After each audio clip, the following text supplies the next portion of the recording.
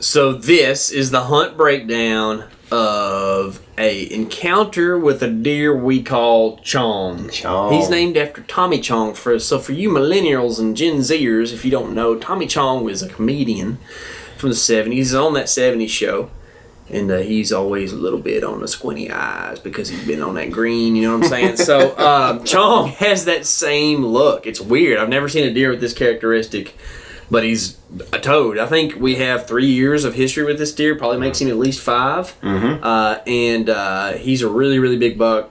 This hunt takes place in mid-December in Texas, and it's a pretty warm day. Like, I really didn't even want to put on this camouflage jacket that I got on, but it's...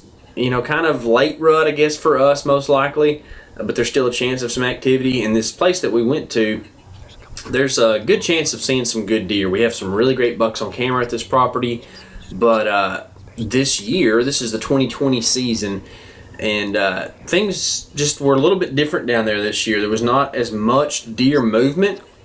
And I think it has a lot to do with a little food plot that you're going to see across the fence here on private. Things just changed a little bit. I think the hunting pressure, maybe that food plot, maybe a corn feeder we couldn't see kind of changed things up some. But there's a real good encounter in this video with old Chingy Chong over here. Let's watch him. Grooving. Settling in right there. There you are. Put them hands in the pockets. Yep. The horizon looks awful, man. It's good B-roll, man. It's good B-roll. Get that. What's happening? Get it out, dude. Listen. So wide, dude. Oh, it is. Oh. There he is. There he is. Oh my goodness. How wide is that deer, y'all? Dude. Comment below if you have a guess, because I feel like I have an idea, but man, it's hard to tell sometimes with East Texas deer. Hey, he does have the East Texas look too, like a dark forehead and stuff, you know. It's cool. Dark hawks right there too, man. He's like 120 yards away and just comes out and mills around. He's eating like on some woody browse looking stuff back here. I guess it's some briars or little fresh growth trees. I don't really know for sure. That's on private where he's standing. And it's like a cedar elm right there kind of in the bottom. Yeah. I wonder if he's chewing some of that too. I don't know. It's woody browse pretty much what we're thinking at least. And he just hangs out. Man, look at them beams. Yeah, dude, long out there to the tip of the nose. And he just didn't do much. Yeah. And what you can't see is on the right side of the frame is kind of where the fence line is. I'm thinking right now, I'm like, this deer has two options. He can either cross the fence, like I know he wants to do, and come right underneath my stand and I get to shoot him, or he can go the other direction and walk through this open pasture. And right now I'm thinking, man, here in a little bit, if he, gets on his horse and comes on, I'm gonna get to shoot this deer and it's gonna be awesome. And he's just chilling. He's acting a lot like deer that I've seen that get out of their bed and just like you said, chill. Just waking up, eating a little bit. Yeah. You can see there how like he's kind of got like a slanted eye a little bit, or just kind of like lazy. He's got a real dark forehead too, like eyebrow kind of look to him. It's real cool, man. And a double throat patch. This is one of the biggest deer we've ever had an encounter with on Texas Public. Probably. Yeah, old Scar probably was about the same size, but probably a year younger. It's hard to say, that's kind of a weird thing to talk about on public land when you don't really have a lot of history with deer sometimes, but pretty much. Scar. That's about as good as it gets. That's way back in the day. That's way back. Yeah. We should do a hunt breakdown of Scar. Man, that's a good idea. Yeah. That was like our first deer hunting video, one of them.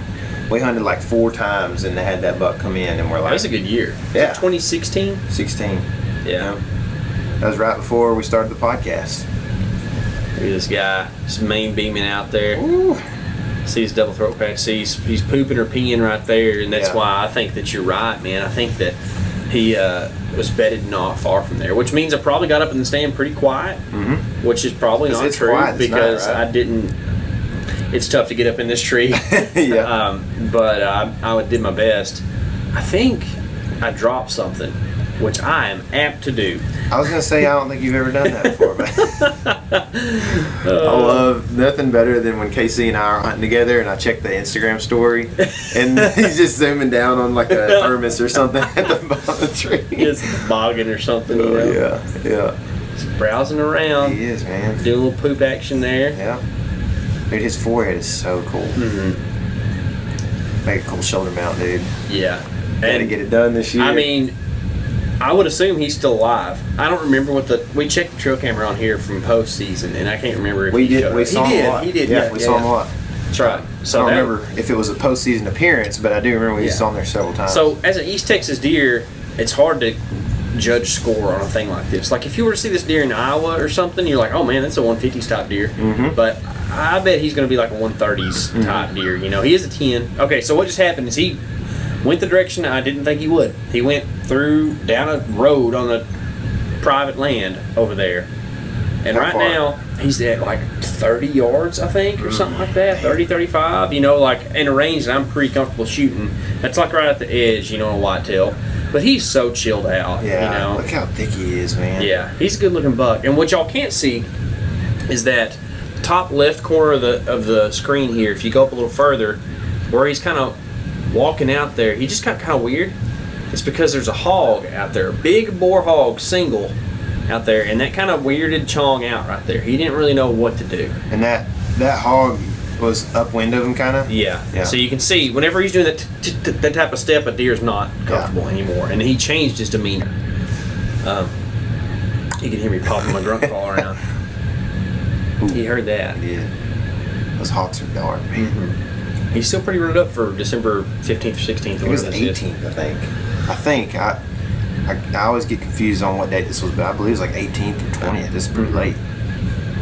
Oh, yeah. Okay. He's like, well, I know where that came from. What?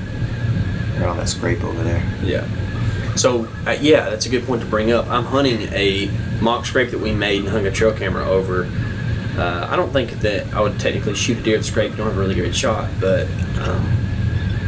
on the way in or out? Yeah, and it's a good way to know how many deer are in that area. Mm-hmm. But that's the extent of the encounter. I see some pigs and stuff. We'll let it roll. But what happened is I grunted him in, and he came and went underneath the fence, but it was not the right trail for me to get a shot at. There's a trail at like 25 that I had a great shot at, and then there's another one like 45 that I don't have a shot at. He went through that one. Like there's just a thicket of oak trees, like little young oaks that you can't even see through. Mm-hmm. So after that shot that y'all saw, I don't see him again. So when he went into that thicket, the last scene, was he on private still there? Yeah. About to come on? About to come on. So did you know which trail he was going to take at that point, or were you still thinking? Yeah, you could tell. Okay. Well, I could tell that he wasn't going to go through the one that I was hoping he would. And I got down later and could tell that the pigs had been going under that one so much that there's water, and I don't think they want to go underneath the fence where there's water. Did he? And you can hear. Oh, yeah. Here we go. Did he go under the fence? Or Yeah, he went under the fence. Really? Yeah. That's a big rack to take I under know, the man. fence. I think that they do it quite a bit. I feel like they do too, yeah. Especially on like a good fence, you know? Yeah. 5-strand. That's how this one is, real tight wire fence. Look at these little jokers. So what ended up happening is before these pigs came in, a deer blew at me from their direction, because that's the direction the wind is blowing. I think Chong heard my grunts, was unsure about it, and went all the way around and came over there and smelled me from downwind. Like he made a big old loop. And that's the problem over here is, A, pigs are stupid and they just make deer feel weird. And B, you don't really know which tree to set up in. The tree we set up in is a really great killing tree if you get a deer to come down the right trail, but maybe there's a better spot to set up that's not as good of a killing tree. But I guess in statute it is a good killing tree if it's the one you can kill from. That's right. So, it's kind of a... that's what we run into, These man. pigs smell me right now. Yeah, I was going to ask you that. It looks like they smell you. I was about to poke one if I had a chance. When pigs smell you, they always get weird because they can't see very good, so they just stop and see if anything's moving. I can't see very good right here either, apparently. I had to change to manual focus to get those hogs. But anyways, that's the hunt for Chong. I think that one of the things that I keep noticing here in Texas is that there is late movement in December. We had a really actually good December. We didn't kill anything, but we had some really good encounters throughout December in Texas this year. You killed a deer in Kansas in December, which that'll come out pretty soon. But I think that's one of the things that I took away from here. I also saw that calling works, which I haven't seen happen in Texas a ton. I think it depends on the deer and his temperament. I think that this was a good situation to call, and I wish I would have done it sooner in hindsight. But in the moment, I probably would still do what I did because I was assuming that I thought there was like a 60% chance he would come my way and I would get a shot. But I think that if I would have grunted at him whenever he was down there just chilling, that he possibly would have came straight to me, which would have been real cool. But I think that because he was kind of in that mood of just getting up from his bed, he was kind of receptive to that. I think that maybe if he'd been around deer a lot or kind of already had something on his mind, it would have been a little bit harder to call him. But like, I mean, you could tell that deer didn't have a care in the world, you know. So it's like, oh, a grunt. Yeah. You know? I mean, he's probably been pretty undisturbed right back in there because it's a long ways to this particular spot, and that's another thing about late season in Texas is like there are a few holes that you could find that are kind of closer to the road, but a lot of times you just gotta go. You know, you just gotta get back in there. And I think one thing that we may have learned from this hunt, or at least that I'm thinking going forward, is like if there's deer that are possibly like mature bucks bedding in that area, you might could get up in that stand and throw out a few grunts and have that sucker come in. And obviously on a day like today, there's not enough wind to make you feel real good about not being seen, because they're going to be looking if you grunt. You know, so there's it's like, good cover in this tree though. That's one of the good things about this spot, and that's why. I mean, it's just the right tree to hang in, and I think maybe if it is a rut funnel too, so maybe if you were hanging there in November, we didn't spend enough time here in November. That's another thing. After checking trail cameras, of course, which we know that it's good. You know, it's just kind of tough to make it everywhere in November. But and we know that deer use this as per our previous trail camera data, but like in November, we didn't have quite as many pictures in this year as we did in the years past. And I think that, like you said, this travel pattern that we're seeing where they're off of public here, maybe the travel still happened, they just didn't happen right here. But if you're hunting in November, instead of that deer kind of making a big loop or getting kind of weird, he may be so fired up he just busts right into you. You know, bring it on. Could be good. Remember the deer in November, and remember, this is your element. Live in it.